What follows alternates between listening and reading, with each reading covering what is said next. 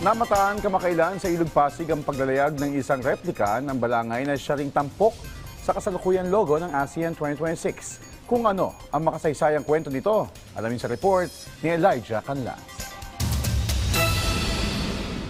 Mistulang nag-time travel tayo ngayon sa nakaraan dahil sa isang kakaibang paglalakbay gamit ang replika ng balangay na lumayag sa Ilog Pasig kahapon.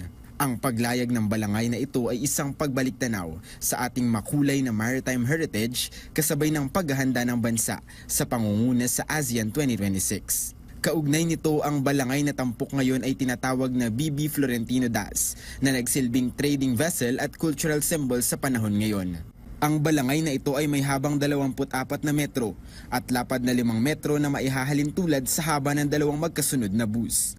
Ayon kay Art Valdez na sikat na leader ng First Philippine Mount Everest Expedition at ng Voyage of the Balangay, ay mahalaga ang muling paglayag ng makasaysayang sasakyang ito. Kailangan malaman natin yung ating kasaysayan na tayo ay maritime people, maritime nation ang Pilipinas.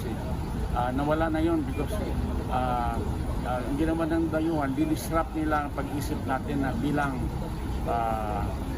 maritime people.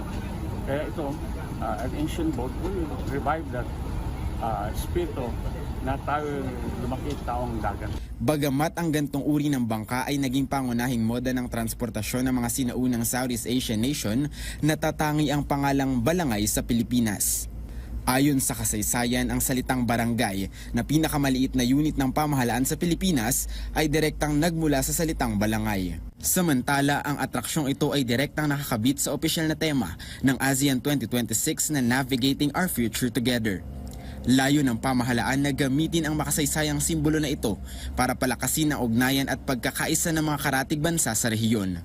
Ang balangay ay sumasalamin sa ugnayan ng mga bansang kabilang sa ASEAN na bagamat binubuo ng hiwa-hiwalay na pulo ay pinag-uugnay ng iisang karagatan at sinaunang kultura ng paglalayag. Elijah Canlas para sa Pambansang TV sa Bagong Pilipinas.